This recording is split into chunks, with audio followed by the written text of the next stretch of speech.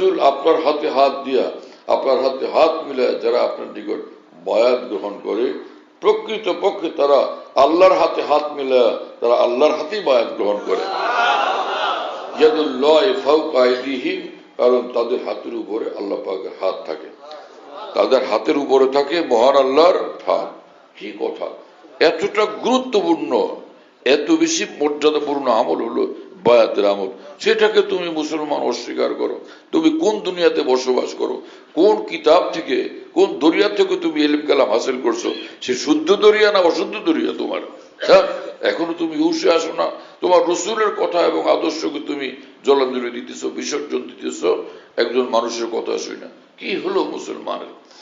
আমর ইবনুল আস হাত বাড়াইলেন না, রাসূলুল্লাহ সাল্লাল্লাহু আলাইহি ওয়াসাল্লাম বললেন, আমর কি হলো? এমনটা করতেছে যে রাসূলুল্লাহ সাল্লাল্লাহু আলাইহি ওয়াসাল্লাম ভীষণ ধৈর্যশীল, ভীষণ সহিষ্ণু। তো হযরত আমর বললেন যে উরিদু আন আশতারিতা, আমি চাচ্ছি আমি ইসলাম গ্রহণ করব, কিন্তু শর্ত সাপেক্ষে। আমি ইসলাম গ্রহণ করব কিন্তু শর্ত সাপেক্ষে, আমার শর্ত আপনাকে মেনে নিতে হবে। রাসূল আকরাম সাল্লাল্লাহু আলাইহি ওয়াসাল্লাম বললেন, তাশতারিতু বিমাযা, কি শর্ত? তুমি কি শর্ত করতে চাইতেছো শুনি? বললেন যে আইয়ুগফারা লি, আমি ইসলাম গ্রহণ করব এই শর্তে আমার অতীত জীবনের সবগুলো গুনাহ যেন মাফ হয়ে যায়।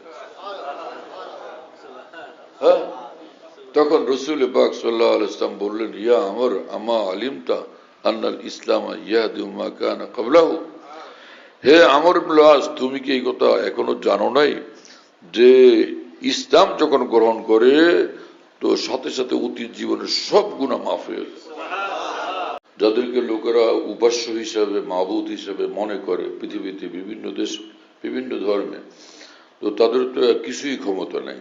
পবিত্র কোরআনে মহান রব্বুল আলামিন বলেন, ওরা যেগুলোকে মাবুদ বলে, আমাদের মাবুদ, হ্যাঁ, আমাদের খোদা, এবং সেগুলোর উপাসনা করে দেব দেবী ইত্যাদি নানান নামে, তো তারা তো নিজের গায়ে মাছি পড়লে মাছিটাও খেদাইতে পারে না। ওদের সামনে অনেক দামি দামি মূল্যবান সুস্বাদু খাবার রাখা হয়, সেগুলো তো ওরা নিজেরা এক লোকমা, এক বিন্দু খাওয়ার মতো ক্ষমতাও রাখে না, কিছুই করতে পারে না, একদম অক্ষম। চায়া থাকে আসলে, কিন্তু চোখে দেখে না, অন্ধের দল সব। কান আছে, কানে শোনেই না, সবগুলো বয়রা বধির।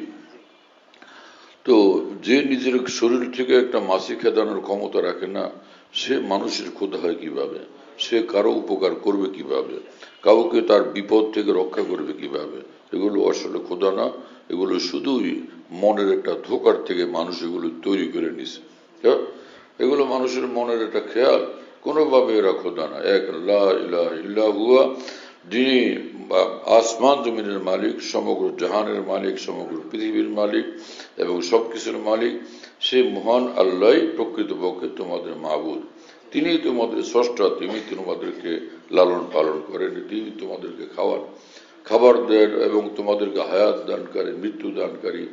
তোমাদের হায়াত, তোমাদের মৃত্যু এক মহান রব্বুল আলামিনের হাত, ইউহয়ী ওয়া ইউমীত, তিনি হায়াত দেন, তিনি আবার মৃত্যু দান করেন।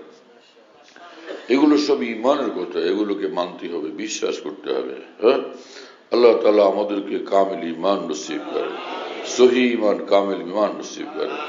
মুসলমানদের মধ্যে ঈমানের আলোচনা হচ্ছে, ঈমান কি জিনিস, এবং ঈমানকে ধরে রাখার জন্য, ঈমানকে শক্তিশালী করার জন্য, এবং ঈমান কি কি আমল আমাদের করা উচিত, কোন কোন কাজগুলো করা উচিত, আর ঈমানকে ক্ষতিগ্রস্ত করে কোন জিনিস, সেগুলো থেকেও আমাদের বিরত থাকা জরুরি। তো ঈমানকে একটা হলো মূল ঈমান, অর্থাৎ অন্তর থেকে আল্লাহকে বিশ্বাস করা, মহান আল্লাহর যে অনেক গুণাবলী আছে, মহান আল্লাহর গুণাবলী সমূহকে বিশ্বাস করা, এবং সেই সাথে আল্লাহ পাকের ফেরেশতারা আছে, নূরের ফেরেশতা, তাদের সংখ্যা রব্বুল আলামিন নিজেই জানেন। ফেরেশতাদের উপরে ঈমান আনা, তাদেরকে বিশ্বাস করা, এবং সমস্ত নবী রাসূলগণ, যত নবী রাসূল আসছেন, আয় আল্লাহ সব নবী রাসূলকে আমি মানি, সকলকে আমি অন্তর থেকে বিশ্বাস করি যে তারা আল্লাহর, আপনার নবী এবং রাসূল, আল্লাহর নবী রাসূল হিসাবে আমরা তাদেরকে মানি। যাদের মধ্যে সর্বপ্রথম হযরত আদম আলাইহিস সালাম, সর্বশেষ হযরতে মুহাম্মদুর রাসূলুল্লাহ সাল্লাল্লাহু তাআলা আলাইহি ওয়াসাল্লাম। আসমানি 104 খানা কিতাব, বড় ছোট চার কিতাব সবচেয়ে বড়, তৌরাত, জবুর, ইনজিল, কোরআন। আমরা হে আল্লাহ সেটা মানি।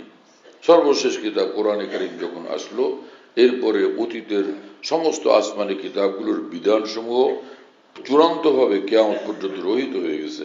কিয়ামত পর্যন্ত এখন শুধু কোরআনে কারীমের বিধানসমূহই পালনযোগ্য। কথা বুঝুন? এগুলো আমরা হে আল্লাহ বিশ্বাস করি, এবং আমাদের মৃত্যুর পরে আবার পুনরুত্থান ঘটবে, আমরা পুনর্জীবিত হব, আমাদেরকে আবার নতুনভাবে জীবিত করা হবে, এবং কিয়ামতের ময়দানে আমাদের হিসাব কিতাব হবে। এরপরে জান্নাত আছে, জাহান্নাম আছে, এই সব কিছু আমরা বিশ্বাস করি। পুলসিরাতকে বিশ্বাস করি, এবং অনন্তকাল মানুষ জান্নাতে থাকবে যারা ঈমানওয়ালা, তা বিশ্বাস করি।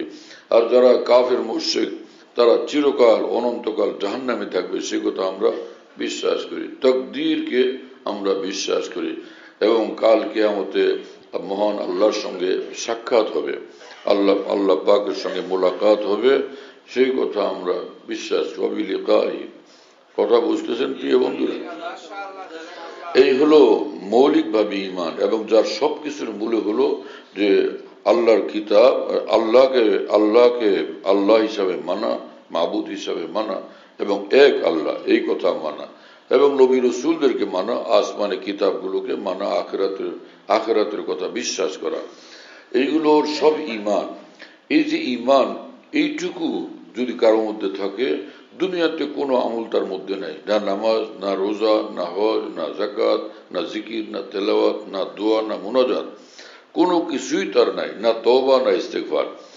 তো এইরকম লোককেও রব্বুল আলামিন অল্প কিছুদিনের জন্য জাহান্নামে সে রাখার পরে আল্লাহ পাক একদিন আসবে যে তাদেরকে নাজাত দান করবেন, এবং তাদেরকে যে জান্নাতের সম্মুখে যে একটা নহরুল হায়াত নামক একটা নহর আছে, এই নহরের মধ্যে গোসল দেওয়া, পরে একদম পবিত্র করে, পরিষ্কার করে, পরিমার্জিত করে আল্লাহ পাক তাদেরকেও চিরদিনের জন্য জান্নাত দিয়ে দিবেন।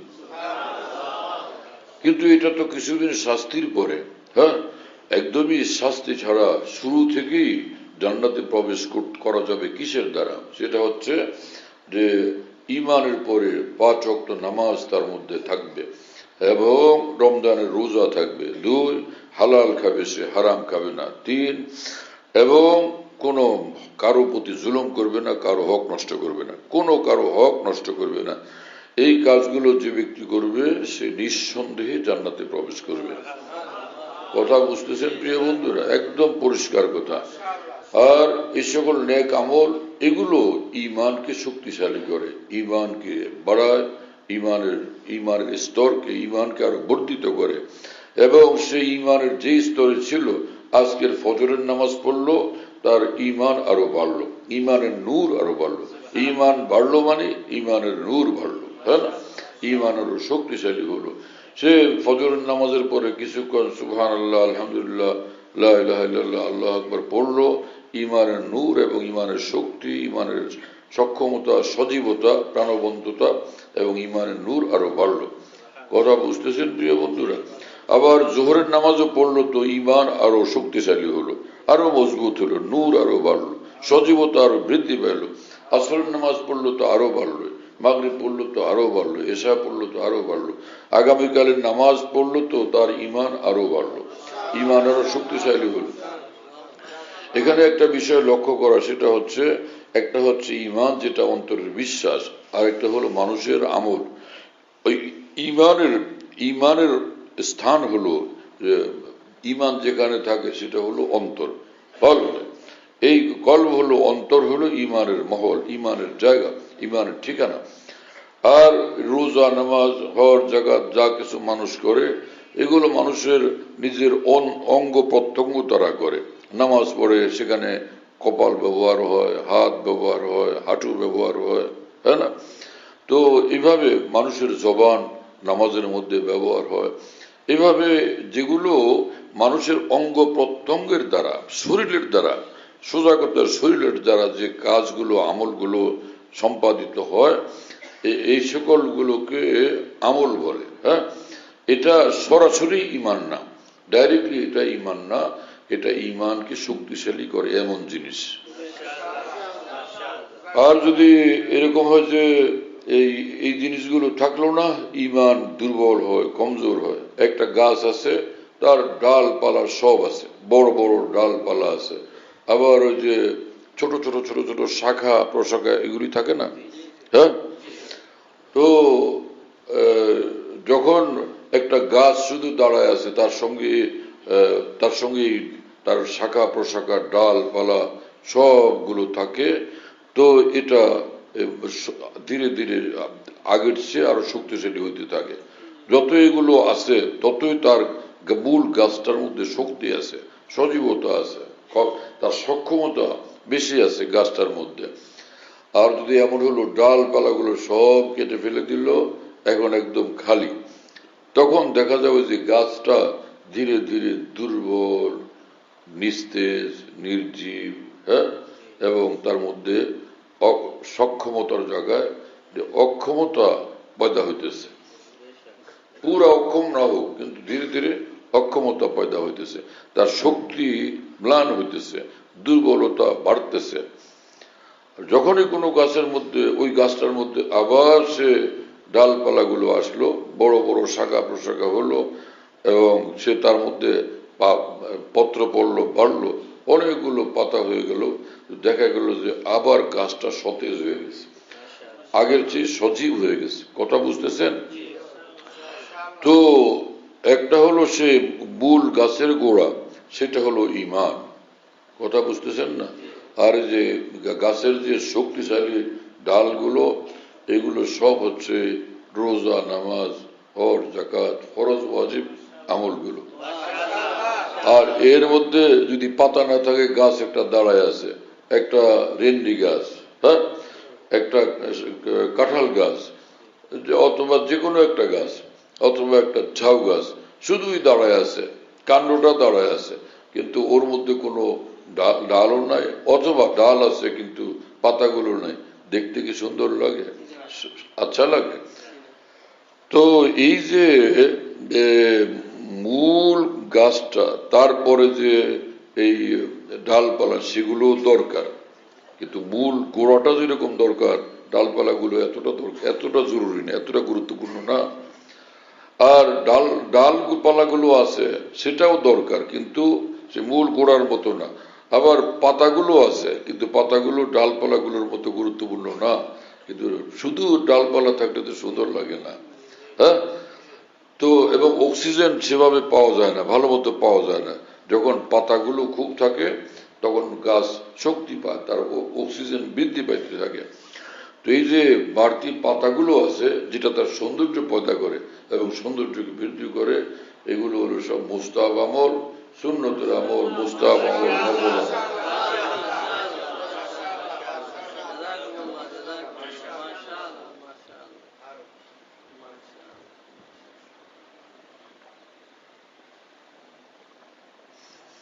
কালিমাতুন তাইয়্যিবাতুন কাশজারাতিন তাইয়্যিবাতিন আসলুহা সাবিতুন ওয়া ফারউহা ফিস সামা।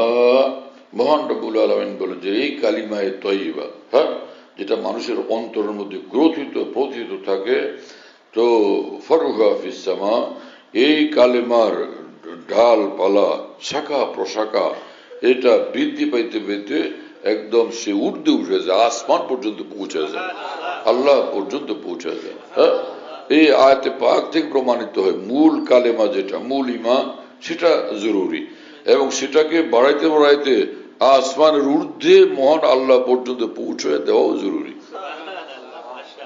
এই কথা বুঝতেছেন প্রিয় বন্ধুরা? এতে এটা প্রমাণিত হলো যে ঈমান যেমন জরুরি, আমলও তেমনি জরুরি। হ্যাঁ, যদি মানুষ এই কথা মনে করে আমার আমল লাগবে না, আমার আমলের দরকার নাই, এটা তার ভুল ধারণা। আমল করতে হবে না। যদি সে ফরজগুলোকে অস্বীকার করে, তা যেই ফরজ কোরআন সুন্নাহ দ্বারা প্রমাণিত আছে, যেগুলো ফরজ যেগুলো কোরআন সুন্নাহ দ্বারা প্রমাণিত, সেটাকে অস্বীকার করলে, যে মানে প্রত্যাখ্যান, এটা আমি মানি না, তাহলে সে কাফের হয়ে যাবে। সে যদি বললো খোদা না খাস্তা যে ইসলামে নামাজ আছে, ফরজ নামাজ, এটা আমি মানি না, রোজা আছে মানি না, হর জাগাত মানি না, নাউজুবিল্লাহ তাআলা মিন যালিক। এইরকম কোন মুসলমান যদি করে তাহলে সে কাফির হয়ে যাবে, সে মুসলমান থাকবে না। কথা বুঝতেছেন প্রিয় বন্ধুরা? কারণ ইমানের মানে হলো আত-তাসদীক বিমা উলিমা মাজিউর রাসূল বিহি, হ্যাঁ, জরুরতান ইজমালান ফীমা ইজমালান ওয়া তাফসীলান ফীমা তাফসীলান। ইমানের মানে হলো রাসূলুল্লাহ সাল্লাল্লাহু আলাইহি ওয়াসাল্লাম যে জিনিসগুলোকে নিয়ে আসছেন পৃথিবীতে আমাদের কাছে আল্লাহর দ্বীন হিসাবে, সেটা তিনি এজমালি বলে থাকলে সেটাকে এজমালি ভাবে অন্তর থেকে বিশ্বাস করা, অন্তর থেকে মেনে নেওয়া, হ্যাঁ, আর তাফসিলি ভাবে বিস্তারিত ভাবে বলে থাকলে সেই বিস্তারিত বর্ণনা মোতাবেক সেটাকে অন্তর থেকে বিশ্বাস করা, মেনে নেওয়া, এর নাম হলো ঈমান। কি কথা বুঝতেছেন? তো রাসূলুল্লাহ সাল্লাল্লাহু আলাইহি ওয়াসাল্লাম যে জিনিসগুলো নিয়ে আসছেন পৃথিবীতে একদম সকলের এটা জানা, হ্যাঁ এটা রাসূলুল্লাহ নিয়ে আসছেন সেই জিনিসগুলো, যেমন সকলের জানা রাসূল কোরআন নিয়ে আসছেন, কোরআনকে মানতে হবে। সকলের জানা রাসূল 5 ওয়াক্ত নামাজ নিয়ে আসছেন, এটা মানতে হবে অন্তর থেকে, এটার উপর বিশ্বাস করতে হবে। সকলেই জানেন রাসূল রমজানের 1 মাসে রোজা নিয়ে আসছেন, এটা মানতে হবে, এটাকে বিশ্বাস করতে হবে। এবং সকলেই জানেন রাসূলুল্লাহ সাল্লাল্লাহু আলাইহি ওয়াসাল্লাম যাকাতের বিধান নিয়ে আসছেন, যাকাতকে মানতে হবে। আর সকলেই জানেন রাসূল হজের বিধান নিয়ে আসছেন, এটাকে মানতে হবে। কি কথা বুঝতেছেন প্রিয় বন্ধুরা? এর যে ফরজ যে কোনো একটাকে অস্বীকার করলে বাস সে কাফের হয়ে যাবে না।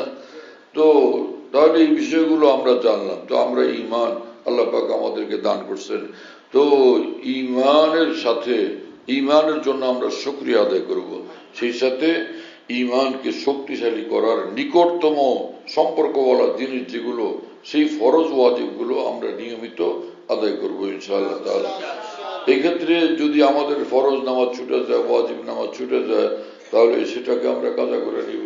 হ্যাঁ, যেমন ভিতরের না ফরজ নামাজ ছুটে গেলে কাজা আছে, ভিতরের নামাজ ছুটলে সেটার কাজা আছে। হ্যাঁ, ঈদের নামাজ ছুটলে তার কাজা নেই, তা আল্লাহর কাছে তওবা করা লাগবে, মাফ চাওয়া লাগবে। কি কথা বুঝতেছেন প্রিয় বন্ধু? জুমার নামাজ কারো ছুটলে তো জুমার নামাজের কাজা নেই, জুমার নামাজ ছুটলে তখন জোহরের 4 রাকাত ফরজ এটা পড়ে নিতে হবে এবং আল্লাহর কাছে মাফ চাইতে হবে। কথা বুঝতেছেন প্রিয় বন্ধুরা? তো এতে প্রমাণিত হলো যে সকল ফরজ এবং ওয়াজিব আমলগুলো আছে এগুলো ঈমানকে শক্তিশালী করে। তাহলে এর বিপরীতে আমরা এটা বুঝলাম, এই ফরজ ওয়াজিব আমলগুলো ত্যাগ করে দিলে সেটা ঈমানকে দুর্বল করে, কমজোর করে। হ্যাঁ, এটা বুঝে আসছে না? এবং সেই সঙ্গে এটাও প্রমাণিত কোরআন হাদিস দ্বারা যে মানুষ যখন গুনাহ করে তো গুনাহের কারণে অন্তরে দাগ লাগে।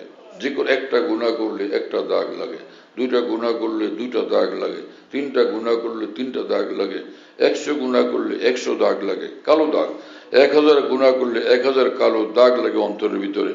এবং রাসূল আকরাম সাল্লাল্লাহু আলাইহি ওয়াসাল্লাম বলেন যে ধীরে ধীরে ধীরে ধীরে এই কালো দাগ আর অন্তর পুরোটাকে ঘিরে ফেলে। যতই গুনাহের কালো দাগ অন্তরে বাড়ে তত বেশি আমলের প্রতি অনাগ্রহ তৈরি হয়। হ্যাঁ, আমলের প্রতি অনাগ্রহ তৈরি হয়, তখন আর আমল করতে ইচ্ছাই করে না, আমল করতে ভালোই লাগে না, এমন একটা অবস্থায় হয়ে যায়। আল্লাহ রাসূল সাল্লাল্লাহু আলাইহি ওয়াসাল্লাম বলেন যে এক পর্যায়ে পুরা অন্তরটাকে একদম ঘিরে ফেলে অন্ধকার, পুরোটাকে অন্ধকার আচ্ছন্ন করে ফেলে। হ্যাঁ, এবং রাসূল সাল্লাল্লাহু আলাইহি ওয়াসাল্লাম বলেন ওয়াযালিকা কাওলুহু তাআলা কাল্লা বাল রানা আলা কুলুবিহিম মা কানু ইয়াকসিবুন। কোরআন কারীমে মহান রব্বুল আলামিন বলছেন, দেখো যে তাদের যে পাপাচারের ঘোর অন্ধকার সেটা তাদের পুরো অন্তরটাকে একদম জং আর জং দিয়ে ভরে ফেলে, এইভাবে অন্তর বরবাদ হয়ে যায়। হ্যাঁ, আল্লাহ তাআলা এরকম করা থেকে আমাদেরকে হেফাজত করে। তো গুনাহ যেগুলো আছে সবগুলো গুনাহ ঈমানকে দুর্বল করে, কমজোর করে, ক্ষতিগ্রস্ত করে। তাহলে ঈমানকে সতেজ করে, সজীব করে সে আমলগুলো করা উচিত কিনা, ঈমানকে শক্তিশালী করে সে আমলগুলো আমাদের করা কর্তব্য কিনা, সেগুলো আমরা করব কিনা। হ্যাঁ, আর ঈমানকে ক্ষতিগ্রস্ত করে যে জিনিস, সেই জিনিসগুলো থেকে আমাদের বাঁচতে হবে কিনা। তাহলে বোঝা গেল ফরজ ওয়াজিবগুলো আমাদেরকে আমল করতে হবে, সব গুনাহের কাজ থেকে আমাদের বিরত থাকতেই হবে। এক ব্যক্তি রাসূলুল্লাহ সাল্লাল্লাহু আলাইহি ওয়াসাল্লামকে বলছেন, ইয়া রাসূলুল্লাহ ওয়াল্লাযী আকরামাকা লা আতাতাওয়া শাইআন ওয়ালা আনকুসু মিনাল ফারাইজি শাইআন। ইয়া রাসূলুল্লাহ, আমি নফল আমল করতে পারবো না, কিন্তু ফরজ কোনোটাই ছাড়বো না, একটু, এক তিল, এক বিন্দু ফরজ ছাড়বো না। রাসূল আকরাম সাল্লাল্লাহু আলাইহি ওয়াসাল্লাম বললেন যে আফলাহার রাজুলু ওয়া আবিহি ইন সাদাকা ওয়া ফি রিওয়ায়াত দাখালার রাজুলু ওয়া আবিহি ইন সাদাকা। রাসূলুল্লাহ সাল্লাল্লাহু আলাইহি ওয়াসাল্লাম বললেন, লোকটা বলে গেল যে সে ফরজ ছাড়বে না, হ্যাঁ নফল পড়বে না এটাও বলছে, কিন্তু ফরজ কোনো ক্রমেই ছাড়বে না, ফরজের মধ্যে কোনো ত্রুটি আসতে দেবে না। তার কথায় যদি সত্যবাদী হয়, এটাকে যদি সঠিকভাবে সে প্রতিফলিত করে, বাস্তবায়িত করে, আমি ওর বাপের কসম করে বলি, নিঃসন্দেহে সে জান্নাতে যাবে।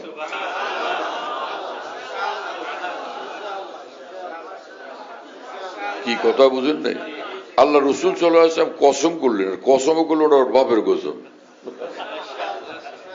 কথাটা কি হালকা না শক্তিশালী? তাহলে বোঝা গেল নফল যদি নাও পড়ে কোনো মানুষ, কিন্তু ফরজ গুলো আদায় করে, হ্যাঁ, আর গুনাহ থেকে বাঁচা এটাও ফরজ। তাহলে ফরজ গুলো আদায় করলে সে যে জান্নাতে যাবে, বুখারী শরীফের হাদিস দ্বারা বলিষ্ঠ ভাবে, শক্তিশালী ভাবে, অকাট্য ভাবে প্রমাণিত হলো কিনা? এখন যে সকল মানুষ মনে করে যে আল্লাহ জানে কি করলে না করলে জান্নাতে যাওয়া যাবে, জাহান্নাম থেকে বাঁচা যাবে, তো দিশা পাইতেছি না। এখন দিশা পাইলেন কিনা বলেন? হ্যাঁ, এখনো দিশা পান নাই? একদম পরিষ্কার ঈমান আছে, ফরজ আমল সে ছাড়ে না, গুনাহ একটাও করে না, আর হারাম খায় না, হালাল খায়, এই লোক নিঃসন্দেহে ইনশাআল্লাহ জান্নাতে প্রবেশ করবেই করবে। হ্যাঁ, এই লোক জান্নাতে প্রবেশ করবেই করবে। আল্লাহ পাক তার উপর দয়া করবেনই করবেন। আরো কথা শুনেন, সেটা হলো যে আল্লাহ পাক কোরআন শরীফে বলছেন, আল্লাযীনা ইয়াজতানিবুনা কাবাইরাল ইসমে হ্যাঁ নুকাফিরু আনহুম সাইয়্যাতিহিম, তারপরে ওয়া নুদখিলহুম, হ্যাঁ সেটাই শুনতেছে হাবিব সাহেব, ওয়া নুদখিলহুম মুদখালান কারীমা। হ্যাঁ, আল্লাহ পাক জাল্লা জালালুহু ওয়া মানওয়ালু বলেন, যারা কবিরা গুনাহ, বড় বড় গুনাহ, কঠিন কঠিন গুনাহ থেকে বিরত থাকে, তা আমি আল্লাহ বলে দিলাম যে আমি তাদের সগীরা গুনাহ, ছোট ছোট যে সকল অপরাধ, এগুলি আমি একদম মাফ করে দিব। এবং শুধু এটা না যে আমি মাফ করে দিব, নুদখিলহুম মুদখালান কারীমা, সম্মানজনক ভাবে আমি তাদেরকে জান্নাত দান করব, সম্মানের সাথে তারা জান্নাতে চলে যাবে। মুদখালান কারীমা, হ্যাঁ, জান্নাতে যাবে, সসম্মানে তারা জান্নাতে যাবে, কোনো পিটান খাবে না, কান্ডলা খাবে না, পুলিশ একটা ঠেলা ধাক্কা দিবে না, একটু চোখ রাঙানি দিবে না, এমন কোনো ঘটনা একদম ঘটবে না। আচ্ছা, খালি এটুকু বলে দিল, যা যা যা যা করছি সব তো আমল নামায় দেখলাম, টের তো পাইছি, যা দেখি যা জান্নাতে যা। এই কথা বলার কোনো ফেরেশতার কোনো অধিকার নাই, এটা ফেরেশতার জন্য সম্পূর্ণ বেআইনি বিষয়। মুদখালান কারীমা, আল্লাহ পাক সে কথা বলছে, কোন ধরনের কেউ টিপ্পণীও কাটতে পারবে না, তিরস্কারও করার কারোর সুযোগ হবে না, কারো ক্ষমতা হবে না। এইরকম সম্মানজনক ভাবে আল্লাহ পাক তাকে জান্নাত দান করবেন, যদি ফরজ ওয়াজিব আদায় করে আর সব গুনাহ কবিরা থেকে বিরত থাকে। কি কথা বুঝতেছেন প্রিয় বন্ধুরা? এরপরে আরো বলি, সেটা হলো যে তার জীবনে হাজারো গুনাহ ঘটে গেছে, এখন কি? কোন সন্তান যদি বাবা মাকে নারাজ করে থাকে, একবার না, দুইবার না, 10 বার না, শত শত বার, তো এখন তার প্রতিকার কি, সমাধান কি? সেজন্য কি অন্য কাউকে গিয়ে বাপ ডাকবে, অন্য কাউকে গিয়ে মা ডাকবে? আমার বাপ মা অসন্তুষ্ট, আপনি আমার বাপ, এখন এরকম করা যাবে? হ্যাঁ, তাহলে কি করা যাবে? এলাহি আব্দুকাল হাসি আতাকা মুকিররাম বিযুনুবি ওয়া কাদ দাআকা। আল্লাহ, হে আল্লাহ, আমি আপনারই বান্দা, আমি আপনারই বান্দা, আমি হাজারো দোষ ত্রুটিওয়ালা, আমি পাপিষ্ঠ বান্দা। আজকে আমি আপনার দুয়ারে হাজির, আমি আপনার সামনে আমি আমার সব গুনাহের কথা স্বীকার করি এবং আমি ক্ষমা চাই। আপনি আমার মাবুদ, আর কোনো মাবুদ নেই, আর কোনো দুয়ার নাই যেখানে গিয়ে আমি ক্ষমা চাইতে পারি। আয় আল্লাহ, আপনি আমাকে মাফ করে দেন। ফাইন তাগফির ফাআনতা আহলুল লিযাকা ওয়াইন তাতরুদ ফামান ইয়াগফির সিওয়াকা। আজকে যদি আমাকে মাফ করে দেন তা আপনাকে ঠেকায় কে? হ্যাঁ, আপনাকে ঠেকায় কে? আপনার প্রতিদ্বন্দ্বীকে আপনাকে প্রতিরোধ করে কে? আপনার বিরুদ্ধে টুশব্দ করে কে? আপনার বিরুদ্ধে দাঁড়ায় কে? মিটিং মিছিল করে কে? এইরকম তো কারো ক্ষমতা নাই। ফাইন তাগফির ফাআনতা আহলুল লিজাকা, একমাত্র আপনি পারেন ক্ষমা করতে। ওয়াইন তাতরুদ ফামান ইয়াগফির সিওয়াকা, আর আপনি যদি এই দুয়ার থেকে তাড়ায় দেন তা আমাকে আর ক্ষমা করবে কি? আর তো কেউ নেই। এইভাবে বান্দা যখন মিনতি করে, মহান রব্বুল আলামিনের মায়া লাগে, আল্লাহ পাক বান্দাকে মাফ করে দিয়ে জান্নাত দিয়ে দেন। কারণ বান্দা যত বেশুমার আমল করে, যত ফরজ আদায় করে, যত হজ, যত উমরা করে, যত তাহাজ্জুদ করে, হ্যাঁ, এতে আল্লাহ পাকের খোদাইর একটু বৃদ্ধি পায় না। হ্যাঁ, যে আল্লাহ পাকের এত সমর্থকের কারণে, এত বেশি সমর্থকের কারণে আল্লাহ পাকের হুকুমত এবং রাজত্ব আগের চেয়ে শক্তিশালী হলো, আগের চেয়ে বেশি স্ট্রং হলো। এটা কি বলা যায়? বরং আল্লাহর রাজত্ব, আল্লাহর রাজত্ব। হ্যাঁ, আর কেউ সারা পৃথিবী যদি আল্লাহ পাকের পক্ষে আসে, আল্লাহ পাকের রাজত্ব খোদাইয়ের মধ্যে একচুল পরিমাণ বৃদ্ধি পায় না। আর সারা পৃথিবী যদি কাফের মুশরিক হয়ে যায়, নাফরমান হয়ে যায়, আল্লাহ পাকের যে খোদাই, সে মহান আল্লাহর মুলক, মহান আল্লাহর সে রাজত্ব, তার মধ্যে কোনো একটু কমতি, একটু ঘাটতি, একটু ত্রুটি কোনোভাবেই পয়দা হয় না। এই কথা বুঝতেছেন? তার মানে কি, আমরা নিজেরা আল্লাহকে ডাকলে, আল্লাহর হয়ে থাকলে, আল্লাহর কথা মানলে, আল্লাহর ইবাদত বন্দেগী করলে, তা আমাদেরই লাভ, আমাদেরই ফায়দা। আর আমরা কোনো গুনাহ করলে, নাফরমানি করলে, তাতে আল্লাহ পাকের কোনো ক্ষতি নাই, বরং সবটা ক্ষতি আমাদের। এজন্য রাসূলুল্লাহ সাল্লাল্লাহু আলাইহি ওয়াসাল্লাম দোয়া শিক্ষা দিয়েছেন, আল্লাহর কাছে যখন মাপ চাইবা একটা নতুন ভঙ্গি শিখে এইটা করবা। সেটা কি? ইয়া মাল্লা তাজুররুহু যুনুব ওয়ালা তানকুসুহুল মাগফিরা। হে মহান আল্লাহ, হ্যাঁ, হে ওই মহান সত্তা যা গুনাহ যার কোনো ক্ষতি করতে পারে না, ওয়ালা তানকুসুহুল মাগফিরা, এবং ক্ষমা করে দিলে আপনার রাজত্বে কোনো কমই হয় না, কোনো সমস্যা তৈরি হয় না।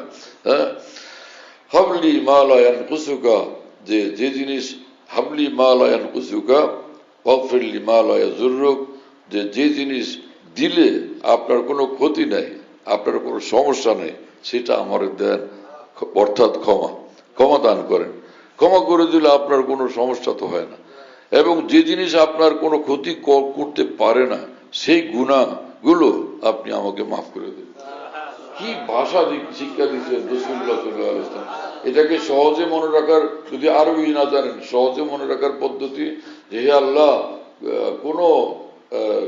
কোনো গুনাহ তো আপনার ক্ষতি করতে পারে না, ক্ষতি করলে আমার করে, গুনাহ আপনার কোনো ক্ষতি করতে পারে না, সেই গুনাহ আমার দ্বারা ঘটে গেছে, আল্লাহ এই গুনাহ আমাকে মাফ করে দেন।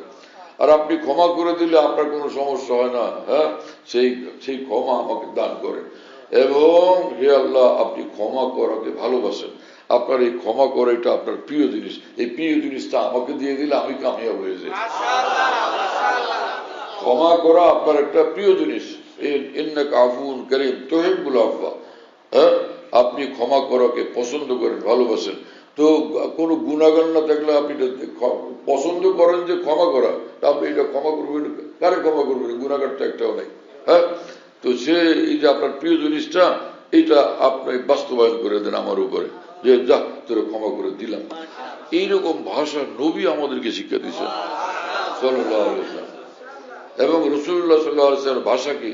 আল্লাহুম্মা ইন্নাকা আফুউন কারীম, হে আল্লাহ, আপনি অনেক বড় ক্ষমাশীল, এবং কারো যোগ্যতা ছাড়া আপনি তাকে নেয়ামত দিয়ে দেন, এবং সম্মান দিয়ে দেন, এবং তাকে ক্ষমা দিয়ে দেন, কোনো কারণ ছাড়া, কোনো শর্ত ছাড়া, কোনো রকমের যোগ্যতা ছাড়া আপনি যাকে খুশি তা দিয়ে দেন। কি কথা বুঝতেছেন? যে রাসূলুল্লাহ সাল্লাল্লাহু আলাইহি ওয়াসাল্লামের পরম প্রিয় চাচা, হ্যাঁ, মহান চাচা হামজা রাদিয়াল্লাহু তাআলা আনহুকে নিষ্ঠুরভাবে, নির্দয়ভাবে যে মানুষটা হত্যা করলেন, তিনি ওয়াহশী। কথা বুঝতেছেন ভাইরা? সেই ওয়াহশী যখন মক্কা বিজয় হলো, তখন তিনি ইসলাম কবুল করলেন, ঈমান আনলেন, ইসলাম কবুল করলেন। সেই ওয়াসিকে আল্লাহ পাক ক্ষমা করে দিয়েছেন। আশ্চর্য, আল্লাহু আকবার। আল্লাহ পাক তো কোনো শর্ত আরোপ করেননি, আল্লাহ তাআলা কোনো শর্ত আরোপ করেননি, রাসূলুল্লাহ সাল্লাল্লাহু আলাইহি ওয়াসাল্লাম কোনো শর্ত আরোপ করেননি, বাস মাফ করে দিয়েছেন। যা অতীতের সব মাফ। কেন যে অতীতটা মাফ হলো যে এক সাহাবী আমর ইবনে আস রাদিয়াল্লাহু তাআলা আনহু তিনি বললেন, ইয়া রাসূলুল্লাহ, আমি মুসলমান হতে আসছি, আমাকে বায়াত করেন। বায়াত রাসূলুল্লাহ সাল্লাল্লাহু আলাইহি ওয়াসাল্লাম ইসলাম গ্রহণের সময় করতেন। বিভিন্ন মুসলমান হয়ে গেছে, বিভিন্ন গুনাহ ত্যাগ করার জন্য বায়াত করতেন, আবার বিভিন্ন নেক আমল করার জন্য বায়াত গ্রহণ করতেন। কথা বুঝতেছেন? তো যে সকল মানুষটা এই যে আউলিয়া বুজুর্গানের হাতে বায়াত হন এবং বায়াত করা হয়, এটাকে প্রত্যাখ্যান করেন, অস্বীকার করেন, এটাকে নিয়ে তিরস্কার করেন, তারা গুনাহ করতেছেন। নিঃসন্দেহে তারা গুনাহের মধ্যে লিপ্ত হচ্ছেন। এটা তো আগে থেকে রাসূলুল্লাহ সাল্লাল্লাহু আলাইহি ওয়াসাল্লাম থেকে এটা চলে আসছে এবং রাসূলুল্লাহ সাল্লাল্লাহু আলাইহি ওয়াসাল্লাম উসওয়াতুন হাসানা, সমগ্র পৃথিবীর মানুষের জন্য তিনি পূর্ণাঙ্গ সুন্দর মডেল, নমুনা। তো তার সে আমলের যে অনুসরণ ওলামায়ে দ্বীন আউলিয়া বুজুর্গানের মধ্যে এখনো জিন্দা আছে, সেটাকে সম্মান করা উচিত, সেটাকে আন্তরিকভাবে মহব্বত করা উচিত। সেটাকে প্রত্যাখ্যান করা মুসলমানের চরিত্র হইতে পারে না।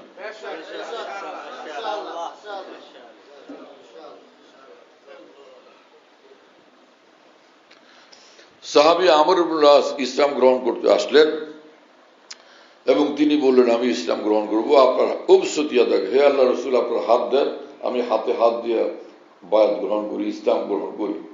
রাসূলুল্লাহ সাল্লাল্লাহু আলাইহি ওয়াসাল্লাম হাত বাড়াইলেন। কি কথা বুঝতেছে? হাত বাড়াইলেন, বায়াত করবেন।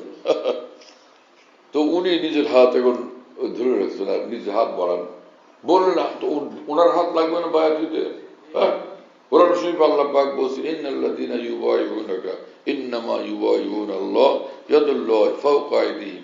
হে রাসূল, আপনার হাতে হাত দিয়া, আপনার হাতে হাত মিলায় যারা আপনার নিকট বায়াত গ্রহণ করে, প্রকৃত পক্ষে তারা আল্লাহর হাতে হাত মিলায় তারা আল্লাহর হাতেই বায়াত গ্রহণ করে। ইয়াদুল্লাহি ফাওকা আইদিহিম, কারণ তাদের হাতের উপরে আল্লাহ পাকের হাত থাকে, তাদের হাতের উপরে থাকে মহান আল্লাহর হাত। কি কথা! এতটা গুরুত্বপূর্ণ, এত বেশি মর্যাদাপূর্ণ আমল হলো বায়াতের আমল। সেটাকে তুমি মুসলমান অস্বীকার করো। তুমি কোন দুনিয়াতে বসবাস করো? কোন কিতাব থেকে, কোন দরিয়া থেকে তুমি ইলম কালাম হাসিল করছো? সে শুদ্ধ দরিয়া না অশুদ্ধ দরিয়া তোমার? হ্যাঁ, এখনো তুমি হুঁশে আসো না? তোমার রাসূলের কথা এবং আদর্শকে তুমি জলাঞ্জলি দিতেছো, বিসর্জন দিতেছো একজন মানুষের কথা শুই না। কি হলো মুসলমানের? আমর ইবনে আস হাত বাড়াইলেন না। রাসূলুল্লাহ সাল্লাল্লাহু আলাইহি ওয়াসাল্লাম বললেন, আমর কি হলো? এমনটা করতেছে যে রাসূলুল্লাহ সাল্লাল্লাহু আলাইহি ওয়াসাল্লাম ভীষণ ধৈর্যশীল, ভীষণ সহিষ্ণু। তো হযরত আমর বললেন যে, উরিদু আন আশতারিতা, আমি চাচ্ছি আমি ইসলাম গ্রহণ করব, কিন্তু শর্ত সাপেক্ষে। আমি ইসলাম গ্রহণ করব কিন্তু শর্ত সাপেক্ষে, আমার শর্ত আপনাকে মেনে নিতে হবে। রাসূল আকরাম সাল্লাল্লাহু আলাইহি ওয়াসাল্লাম বললেন, তাশতারিতু বিমাযা, কি শর্ত? তুমি কি শর্ত করতে চাইতেছো শুনি? বললেন যে আইয়ুগফারা লি, আমি ইসলাম গ্রহণ করব এই শর্তে আমার অতীত জীবনের সবগুলো গুনাহ যেন মাফ হয়ে যায়। হ্যাঁ, তখন রাসূল পাক সাল্লাল্লাহু আলাইহি ওয়াসাল্লাম বললেন, ইয়া আমর, আমা আলিমতা আন্নাল ইসলাম ইয়াহদি মা কানা ক্বাবলাহু। হে আমর ইবনে আস, তুমি কি এই কথা এখনো জানো নাই যে ইসলাম যখন গ্রহণ করে তো সাথে সাথে অতীত জীবনের সব গুনাহ মাফ হয়ে যায়। ইসলাম তার অতীত জীবনের সব গুনাহকে নিশ্চিহ্ন করে দেয়। এবং কোরআন শরীফে মহান রব্বুল আলামিন নিজেই বলছেন, কুল লিল্লাযিনা কাফারু ইন ইয়ানতাহু ইউগফার লাহুম মা ক্বাদ সালাফ। হে রাসূল, আপনি কাফেরদেরকে বলে দেন, ওরা যদি ইসলাম গ্রহণ করে তো আমি আল্লাহর তরফ থেকে দ্ব্যর্থহীন ঘোষণা, অতীতের সব গুনাহ মাফ করে দেওয়া হবে। তো মহান রব্বুল আলামিন সে আল্লাহর তরফ থেকে তো কোনো শর্ত আরোপ হয়নি। হ্যাঁ, বিনা আল্লাহ পাক যাকে যাকে চান ক্ষমা করে দেন, যাকে চান কিছু দিয়ে দেন। হ্যাঁ, নবী রসুলরা যারা নবী রসুল হয়েছেন, কোন নবী কি দরখাস্ত করছিলেন নবুয়তটা আমারে দেন? এরকম কি বলছিলেন ভোটটা আপনারা আমারে দিয়েন ভাই?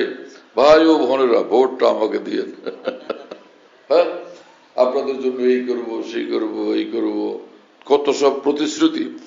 তো এইরকম কি আল্লাহ রসুলের পক্ষ থেকে কোনো বিষয় আছে? কিছুই নেই, কোনো স্বার্থ নাই, কোনো বিষয় নেই, কোনো শর্ত আরোপ করেন নাই। ইন্নাকা আফুউন করিম, হ্যাঁ, আল্লাযী ইউতি বিদুন ইস্তিকাক ওয়াল মিন্না, যে করিম মানে ওই ওই দয়াময় সত্তা যিনি বিনা শর্তে এবং কোনো যোগ্যতা ছাড়া দিয়ে দেন, এবং অযোগ্যতা সত্ত্বেও দিয়ে দেন। কোনো যোগ্যতা নেই, কোনো যোগ্যতা নেই, কিন্তু তাকেও দিয়ে দিলেন। হ্যাঁ, সুবহানাল্লাহ। তা আমরা কি যোগ্য না অযোগ্য আল্লাহর সামনে? অযোগ্য। কিন্তু আল্লাহ পাকের করিম নাম, আল্লাহ পাকের নাম হলো এইরকম দয়াময় যিনি অযোগ্যতা সত্ত্বেও তার প্রতি মেহেরবানি করেন। আল্লাহ পাক তার এই নামের উসিলায় আমাদের সকল প্রতি মেহেরবানি দান করেন। আল্লাহ কবুল করেন। আল্লাহ তাআলা আমাদেরকে মাফ করেন। তো তাহলে মূল বিষয় হলো যে আমরা, আল্লাহ আমাদের ঈমান দান করছেন, ঈমানকে শক্তিশালী, আরো সজীব করার, আরো প্রাণবন্ত করার যে আমল ফরজ ওয়াজিব, সেটা আমরা আদায় করবো ইনশাআল্লাহ। আর ঈমানকে দুর্বল করে, কমজোর করে, ক্ষতিগ্রস্ত করে যে গুনাহ, সেই গুনাহ থেকে আমরা বিরত থাকবো। আর এর সঙ্গে যদি আরো আমলের তৌফিক হয়, একটু জিকির করলাম, একটু তেলাওয়াত করলাম, 2 রাকাত নামাজ পড়লাম, নফল হজ উমরা করলাম, আল্লাহর জন্য কানলাম, তো এই সকল নফল মুস্তাহাব আমলগুলো যখন করবে, ওই গাছের পাতাগুলো যেরকম গাছটাকে সুন্দর করে, তো এরকম আমাদের মুস্তাহাব এবং সুন্নতের আমল, নফল আমলগুলো ঈমানের গাছটাকে এইরকম সুন্দর এবং সজীব এবং ফুলেল বানায় দেবে। সেটাকে আমরা কামনা করি কিনা? সেটা আমরা চাই। তা আমাদের কিছু কিছু জিকির আজকার করা উচিত কিনা? তাহলে অন্তত কিছু হলো নফল আমল করা উচিত কিনা, যাতে আমাদের ঈমানের এই গাছ যে আরো সুন্দর পত্র পল্লবে সুশোভিত, ফুলে ফলে ভীষণ ভাবে, দারুণ ভাবে সুশোভিত হয়। আল্লাহ তাআলা কবুল করেন, আমাদেরকে ভরপুর তৌফিক দান করেন, সব মুসলমানকে ভরপুর